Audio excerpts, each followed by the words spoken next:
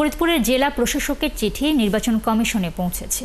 সীমানা পুনর্নির্ধারণ নিয়ে হাইকোর্টে রিটের আদেশ পেলে ব্যবস্থা নেওয়া হবে বলে জানিয়েছেন ইসির সিনিয়র সচিব আক্তার আহমেদ। এদিকে আগামী জাতীয় নির্বাচনকে অবাধ এবং সুষ্ঠু করতে রিটার্নিং অফিসারের দায়িত্ব চান নির্বাচন কমিশনের কর্মকর্তারা।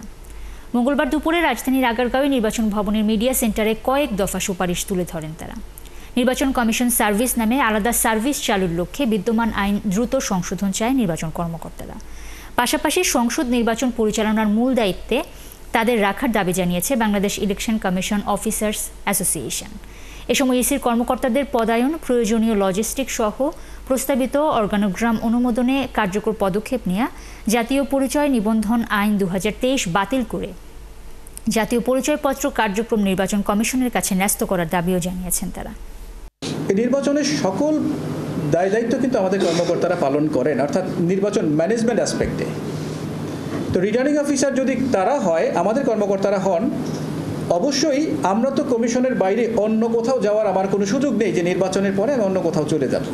সুতরাং আমার উপর সম্পূর্ণ নিয়ন্ত্রণ তদারকি করার মাননীয় কমিশনের সুযোগ আছে এবং ডেফিনেটলি আমাদের সেই অভিজ্ঞতার আলোকে, দীর্ঘ বাস্তব অভিজ্ঞতার আলোকে আমরা অবশ্যই বিশ্বাস করি ইলেকশন যে কোনো সময়ের চেয়ে আমরা ভালো নির্বাচন করার জন্য আমরা প্রস্তুত আছি।